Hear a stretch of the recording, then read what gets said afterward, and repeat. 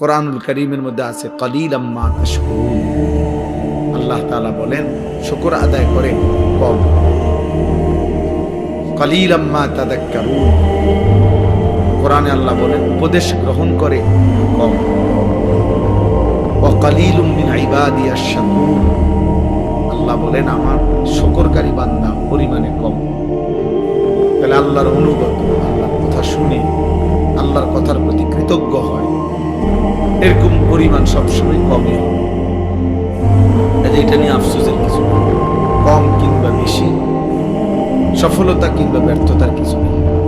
এখানে মনে করেন 50,000 লোক হইলে আমার কবর রাজা মাফ কথা বলে তো আল্লাহ বুটও হারাইলাম না, কবর রাজা মাফ করে না।